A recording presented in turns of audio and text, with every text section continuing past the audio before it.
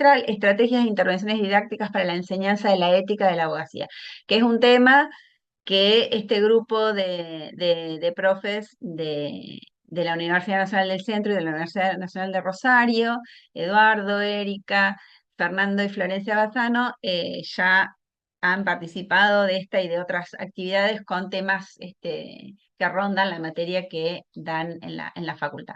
En el caso nuestro, la ponencia que presentamos, como indicaba Daniela, tiene que ver con la cátedra a la que pertenecemos, que es la Cátedra de Ética Aplicada y de la Abogacía de la Facultad de Derecho de la Universidad Nacional del Centro de la provincia de Buenos Aires, cuya titular es la profesora Erika Nabosic, aquí presente también.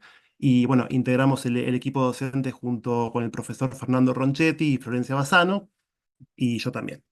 Bien, el título que le hemos puesto a la ponencia, como decía Daniela, es esto de la búsqueda de un oasis en el desierto en la clase magistral. Es una metáfora que es muy exagerada, me hago cargo, yo puse el nombre, soy canceriano, entonces la exageración es algo que me caracteriza.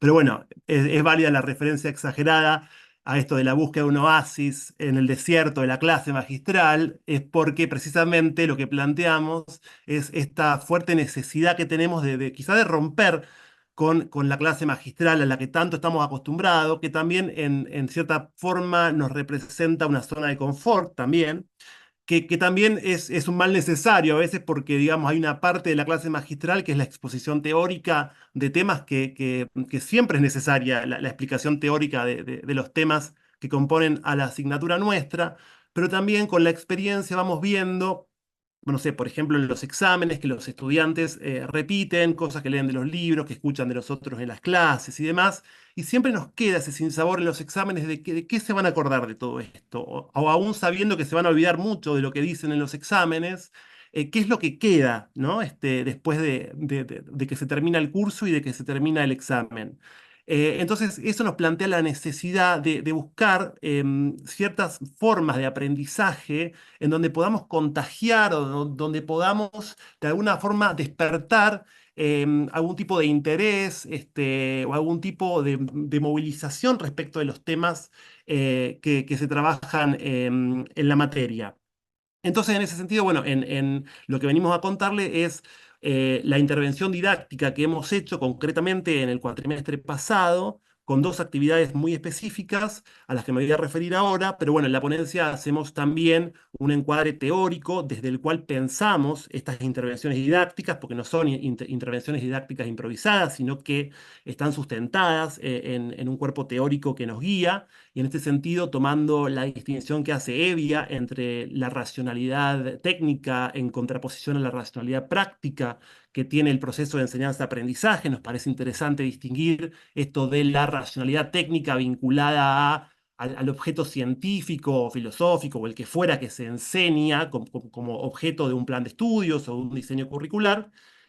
Y por otro lado, remarcamos y resaltamos la necesidad de la racionalidad práctica o instrumental que tiene que ver con lo que Hevia denomina la formación o la consolidación de una pedagogía de la confianza.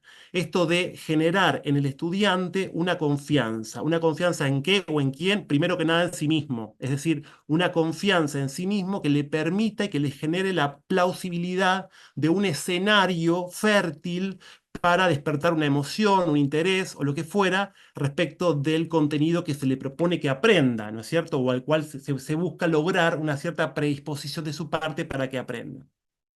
A esto también le sumamos un enfoque de integración, como dice Litwin, la idea del enfoque de integración de los contenidos que forman un programa, generalmente es pensada como un punto de llegada, es decir, el trabajo final integrador, el examen final integrador, pero lo cierto es que se hace necesario pensar a esta integración también como un punto de partida. Es decir, desde el momento en que uno empieza a transitar la cursada de la materia, es necesario ir rastreando cuáles son aquellos conceptos fundamentales, elementos esenciales que creemos necesarios, que luego se reflejen en esa integración final y hacer propuestas para ir trabajando estos conceptos que vamos a necesitar que al final del camino sean integrados por los estudiantes. En este marco remarcamos también como importante esta cuestión desde el planteo que hace Nussbaum, por ejemplo, de considerar a los seres humanos como personas capaces, como agentes de capacidad, es decir, resaltar las capacidades que el estudiante como persona tiene y en ese elenco amplísimo de capacidades reconocer al estudiante como un sujeto capaz de conocer, capaz de crear, capaz de imaginar, eh, capaz de recrearse también. Entonces, todas estas capacidades son sumamente necesarias, reconocerlas en la persona humana del estudiante para aprovecharlas, ¿sí? Y como un insumo para trabajar el acercamiento del estudiante a los contenidos de la materia. Entonces, en este sentido, planteamos dos actividades muy específicas que hicimos en la cursada. Consistió en detectar dos estudiantes que tuvimos en la cursada que eran músicos, uno tocaba la flauta, el otro tocaba la guitarra. eh, Descubrimos que tenían un gusto por la música y por esto, porque precisamente consideramos que trabajamos con un grupo humano, entonces el acercamiento al estudiante tiene que ver con preguntarle cuáles son sus intereses, cuáles son sus hobbies, qué cosas le gustan, qué cosas les interpelan. Y acá funciona un poco a la inversa de a veces a lo que estamos acostumbrados. Uno como docente está acostumbrado a tomar un tema y ese tema lo trabaja con un práctico que propone para ese tema. Bueno, acá funcionó a la inversa, es decir, conozcamos a este grupo humano con el que estamos trabajando y ver a qué se dedican, qué les gusta, qué intereses tienen, en este caso la producción de música, y después pensar con qué elementos íbamos a cruzar eso o íbamos a asociar eso, ¿sí? Del temario nuestro. Entonces ahí lo que vimos, precisamente ellos habían publicado una canción que tocaban ellos mismos en su cuenta de Instagram, entonces automáticamente pensamos que esa letra de la canción, para resumir, estaba vinculada a la ética kantiana, que la ética kantiana es algo que trabajamos fuertemente en el programa nuestro. Entonces les hicimos la propuesta de llevar esa canción al aula, que se engancharon desde ese lugar, sin saber para qué lo iban a hacer, porque esto después tenía que ver con lo que pasaba en el aula, que eso era algo que lo guiábamos nosotros como docentes.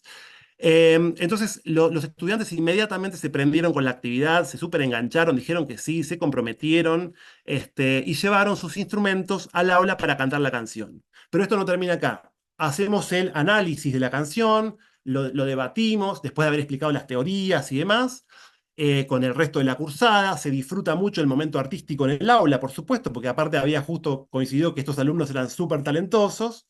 Y bueno, a raíz de esto, después lo que se plantea es que los estudiantes, algunos de ellos, se ofrezcan para hablar a cámara. Es decir, planteamos la posibilidad de hacer un reel para publicar después en Instagram. La idea de hacer este reel tiene que ver con que los estudiantes puedan ellos hablar a cámara. Lo de hablar a cámara para nosotros es fundamental porque en los tiempos que corren, hasta las audiencias en el Poder Judicial son virtuales, al menos en el marco de acá de la ciudad donde tenemos la facultad. Entonces creemos que son destrezas necesarias que los estudiantes tienen que empezar a experimentar como algo indispensable. Entonces contaban frente a cámara de qué se trataba la actividad que habían hecho y en qué consistía. Y de esa manera armábamos un reel que lo publicábamos en Instagram. Y esto también tiene después otra fundamentación, que es el sentido publicitario, como le llamo yo, a la idea de hacer un reel. El reel es muy breve, no contiene toda la actividad en crudo, claramente, pero se hace con una finalidad publicitaria, es decir, para mostrarlo en redes sociales. Y esto genera que los mismos estudiantes después vayan compartiendo ellos con sus amigos, con sus familiares, con sus contactos, este reel en el que han participado. Entonces esto produce la circulación de un sentido extraáulico, es decir, aquellos contenidos que se trabajaron dentro del aula luego empiezan a exceder, a superar el espacio-tiempo del aula, porque son contenidos que después permanecen por fuera del aula y que circulan entre ellos también de esta manera. Entonces, esto del reel también tiene esta otra fundamentación. Y por último, la otra actividad que hicimos tenía que ver con el teatro, con el roleplay, con el clásico roleplay. Nosotros enseñamos ética de la abogacía y además de tener todo un contenido filosófico, también tenemos un contenido deontológico, es decir, donde enseñamos los deberes éticos de los abogados, regulados en el Código de Ética de la provincia de Buenos Aires. Entonces, lo que les propusimos es una división de trabajos en grupos. A cada grupo les asignamos un cierto deber ético determinado, por ejemplo, secreto profesional, por ejemplo, los deberes vinculados a la publicidad del abogado, etcétera, etcétera. Y les propusimos que recrearan, que imaginaran una situación de abogado-cliente, la consulta entre abogado-cliente. Y ellos iban a tener que pasar al frente a actuar de abogado-cliente con el caso que ellos inventaran en esa consulta donde se viera violado ese deber que se le había asignado. Esto generaba la idea de la parodia, lo cual permite mucho la risa también, porque todos imaginaban un abogado chanta violando esos deberes. Entonces era muy gracioso y también permitía la participación lúdica de los estudiantes. Y lo mismo, la misma lógica que con la actividad anterior, aplicamos esto de hacer un reel, de filmar, generar un reel que no refleja toda la actividad, pero que sirve con esta finalidad marketinera, publicitaria, que permite que se excedan los contenidos del aula por fuera del espacio-tiempo del aula y que puedan seguir enganchados con la actividad. Voy 10 minutos, estoy contando el tiempo para no excederme, me quedan 5, hasta acá es lo que les quería contar de la ponencia y ahora los reels duran 2 minutos, el otro dura 1 minuto, como les decía son muy breves y voy a intentar mostrárselos. Tenés que vos estás tramitando un expediente, el expediente 4035. Hemos decidido separarnos y que una división de bienes, nadie se puede enterar. ¿Puedes creer que le fue infiel a la periodista, la más famosa, se va a divorciar? Parece que sí. Buenos días. Hola, doctor, ¿cómo le va? Adelante, por favor. Y lo podemos presentar a la justicia, podemos iniciar la demanda. ¿Tengo que te voy a pedir un dinero? No, pero yo no tengo plata. Sin plata no vamos a ningún lado. O sea, acá dice que la primera consulta es gratis. Pero es todo mentira. Mi papá tiene un campo de 4.000 hectáreas. ¿4.000 hectáreas? Siempre lo administré. Yo me quedé con el campo. Estoy cansada de que mi marido me sea infiel con todo. Vino Agustina a consultarme porque se quiere divorciar, porque él le fue infiel. Creo que no puedo más, creo que estoy cargando una mochila que no la merezco y que en realidad no se la merecen mis hijos.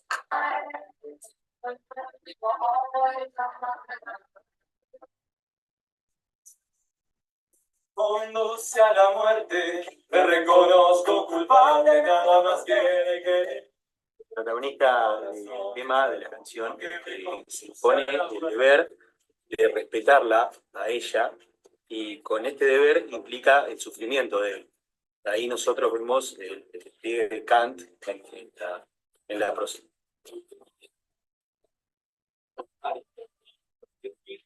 No me quedan argumentos, además estoy dispuesto al mayor de los tormentos, además estoy dispuesto al mayor de los tormentos. Habla de una historia de amor, la mujer lo dejó en dejar su pareja, y él siente que tiene que respetar esa decisión de ella, aunque esté sufriendo. En este caso el protagonista decide respetar la decisión de no continuar la relación, aunque eso le provoque infelicidad.